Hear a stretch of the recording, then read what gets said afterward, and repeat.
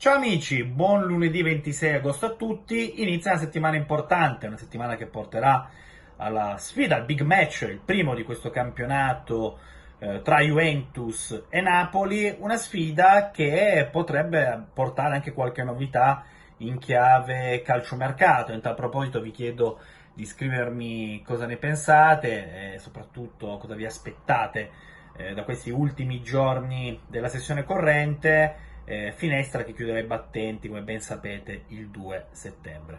Sostanzialmente potrebbe accadere tutto e niente con i due maggiori indiziati che restano andare via, che sono Daniele Rugani, che non è stato convocato per la trasferta di Parma, e ciò fa capire come non rientri più nei progetti della Juventus, e Mario Mandzukic, che invece al Tardini c'era, ma che è rimasto in panchina per tutta la gara, al pari di Paolo Dybala. Per quanto riguarda invece il numero 10 bianconero, credo che tutto dipenda esclusivamente da Neymar, nel senso, qualora Neymar dovesse trasferirsi al Barcellona o al Real Madrid, evidentemente il Paris Saint-Germain potrebbe anche pensare di formulare un'offerta ufficiale. Nulla di concreto, anche perché, come ha detto il vice allenatore della Juventus Giovanni Martuscello al termine della sfida vinta al Tardini, lì la Juve sta lavorando per farlo diventare un falso 9, quindi un terminale centrale nel tridente offensivo.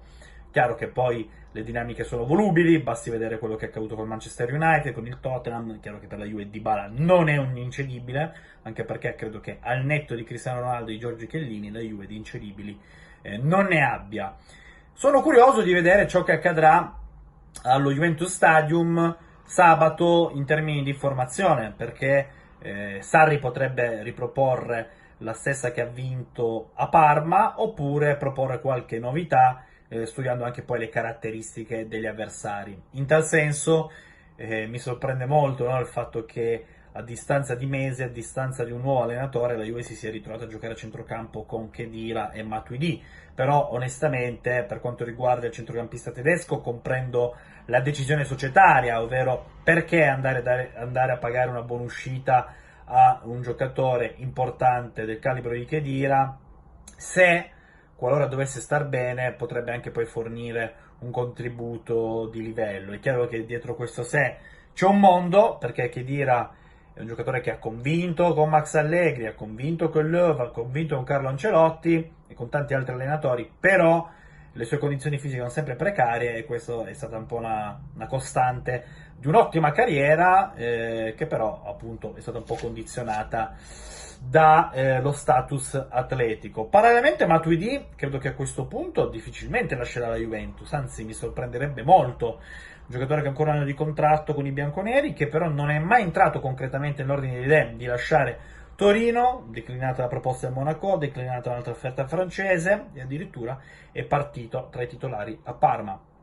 Chiaro segnale di continuità, perché Sarri ha effettuato la stessa mossa, ve l'ho detto nel video di ieri, che fece Allegri quando ereditò la squadra da Conte, ovvero cambiare il meno possibile nell'immediato. Perché? Per fare punti, perché poi è importante l'esposizione tecnico-tattica, è importante anche un contesto estremamente aulico, ma quello che conta alla Juventus è esclusivamente vincere.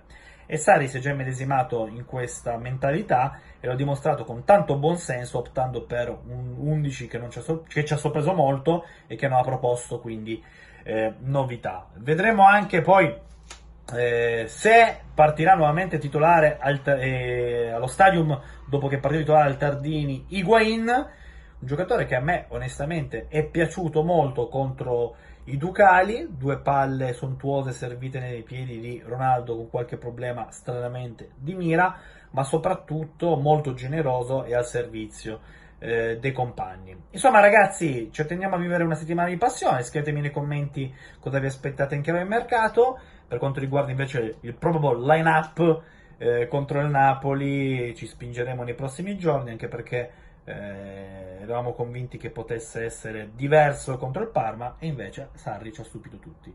E mi raccomando ragazzi, se siete tifosi di Juventus, iscrivetevi nel mio canale YouTube e mettete like ai miei video. Un abbraccio.